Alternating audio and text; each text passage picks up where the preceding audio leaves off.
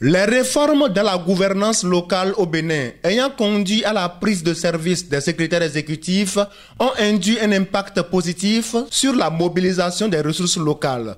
Lors de sa tournée statutaire de 2022, le préfet du Mono a noté une nette amélioration des recettes dans certaines mairies du Mono quelques mois seulement après l'installation des secrétaires exécutifs. Par cette rencontre avec la presse, le préfet Bienvenu Milorin expose les surprenantes avancées réalisées par certaines mairies du Mono. Morceau choisi, mairie de Bopa. Pour le compte de la commune de Bopa, que pour ce qui concerne les tâches de publicité, avant l'installation du secrétaire exécutif, la mairie n'a pu engranger que 5 140 francs.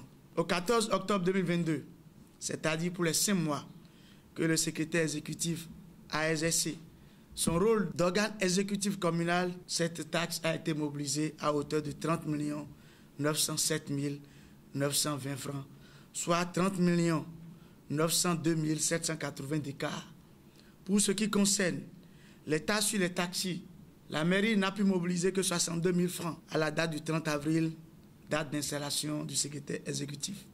Au 14 octobre, date où il nous faisait le point, cette somme est passée à 1 86 400 francs. Pour ce qui concerne la taxe de voirie et autres impôts, il n'y avait que 1 000 francs. Retenez bien 1 000 francs dans la caisse de la commune à l'installation du secrétaire exécutif. À la date de présentation du point, nous sommes à 7 448 160 francs. Pour ce qui concerne les produits sur les opérations de gestion, il n'existait que 587 600 francs.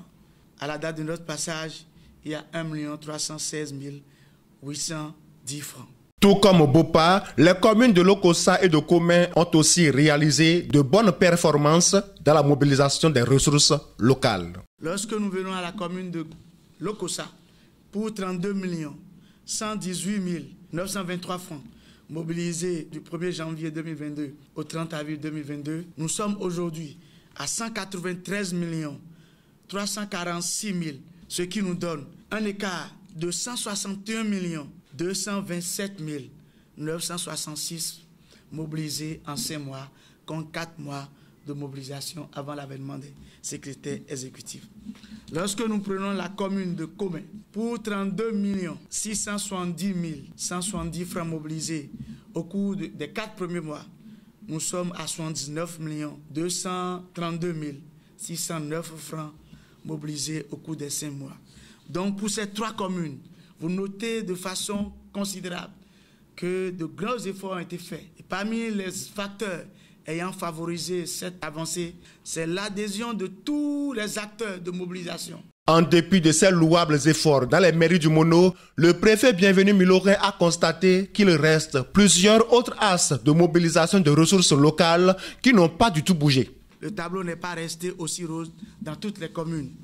Et je voudrais ici vous dire toute notre déception lorsque nous avons découvert que sur plusieurs rubriques, des communes affichent encore des taux de collecte 0 francs dans le département du Mono. Harmonisation de certaines tâches dans le Mono, définition d'une stratégie de suivi régulier qui mettra les autres communes à la tâche, voilà quelques-unes des mesures prises par le préfet Bienvenu Milorin à la fin de sa tournée statutaire. C'est pour témoigner de mon attachement à ces communes, afin qu'ensemble, chaque acteur puisse encourager le chef de l'État et tout son gouvernement dans les pas qu'il pose pour affranchir nos communes, nos communautés de la pauvreté.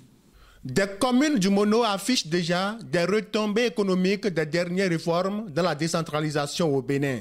Et au nom des aspirations pour le développement local, chacun devra œuvrer pour l'efficacité de ces réformes dans nos communes.